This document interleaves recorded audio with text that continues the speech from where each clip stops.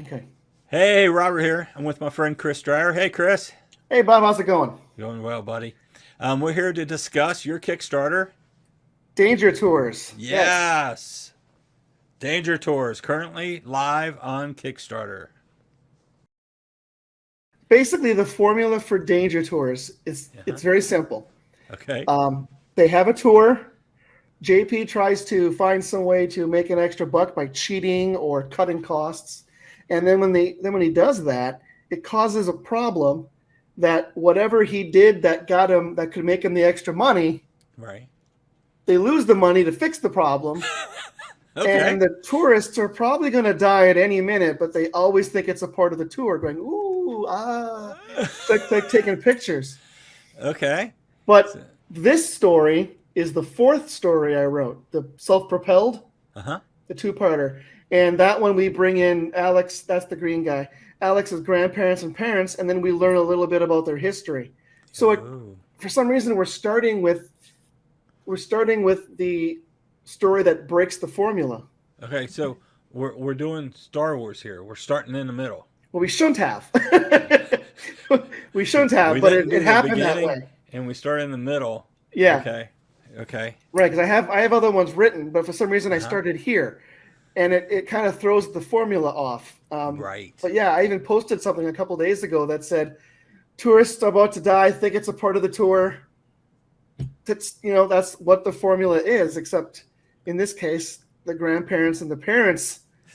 Yeah, but again, there It, is one part of the formula that is true because JP has made a deal with these giant dogs. right, right. Right, and I don't want to give it away, but the deal is going to cause them a tremendous amount of damage, and they're not going to come out ahead. They never come out ahead. It's like most small businesses then.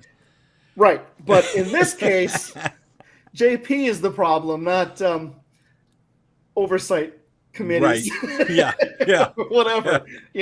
It's always JP. Like Right. there's where they tour a giant like a I have a tour. It's a short tour I wrote where they're touring basically like giant space whales, and JP spends all this extra money and buys a pompadour, like Yeah. wig and like a cane because he thinks it makes himself look like prestigious and hoity-toity. He'll get more tips. Yeah.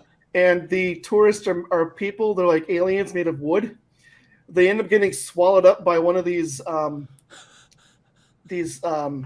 giant whales because the money he used to buy the wig and the cane he saved by buying cheap fuel cells. So the fuel cells make them look like they smell like food, so that they get eaten by the whale, Well, and they have to burn something. Like they said, well, I remember reading an old Earth story about someone who burned something to get out of a giant whale. So the first thing JP thinks is he's going to burn one of the annoying tourists, but they end up burning his wig and his cane. So that's the kind of formula. But this right. story, they're trapped by giant dogs later on, and this issue doesn't have that, but second issue will have like a flashback to how JP and Alex met. Right. And JP is JP. JP's the dog-looking guy. Yeah. Yes. Uh, So by making the parents and grandparents, it makes more of a connection to these characters. So when you Absolutely. read it, you Right. feel much more connected than just the two characters that are there. Right. Yeah. And then Right. you also learn that JP, and everybody has this. Either you're the JP in this scenario, or you're Right. the Alex, and that is every family has like that kid who is always over, Right. a friend who's always there, who calls Right. your mom and dad mom and Mom dad. and dad. I Right. don't know what's going on with them at home. I don't know. I mean, it's just how it is. And Yeah. that was JP to Alex. He was Okay. always over at Alex's, and Alex's mom and dad and grandparents just came to love him, even though he's such a scamp, as they say. But yeah, Right. so that's Danger Tours. I think that is awesome, man. That is Cool. awesome. Yeah.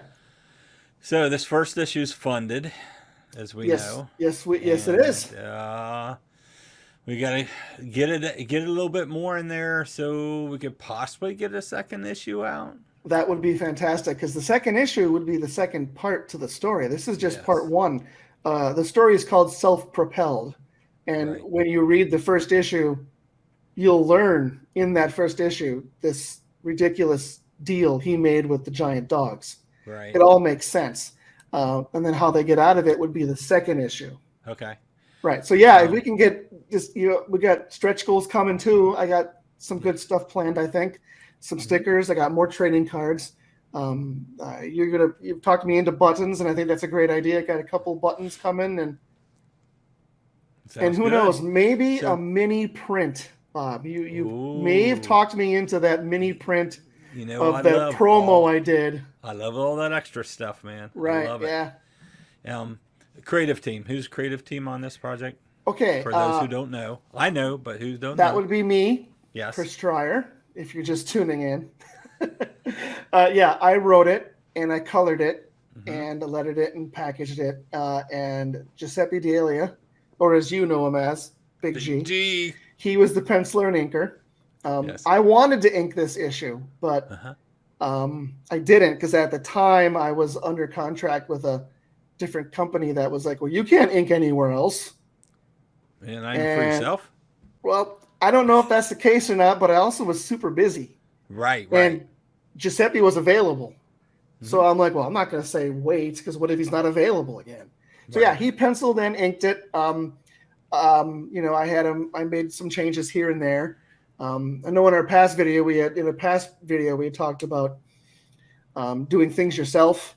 If you're acting, if you're going to create your own book and you hire pencilers, and it's good to have some Photoshop skills. So I did some fixing. Of course, artist myself. So art directed it, as you would say. Yes. You, because you're over there. Yes.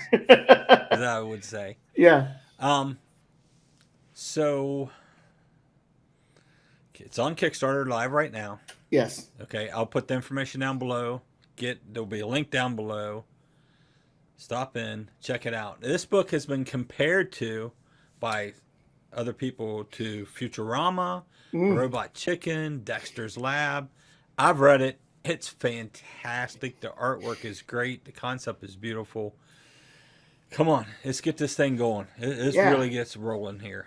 That's funny that no one actually picked up on the actual influence for the book. I had drawn these two characters myself a while ago, and I said, hey, to some friends, what should they be? And one of the snarky friends are like, maybe they should be tour guides. And I'm like, really? Okay. So I went home and I'm like, yeah.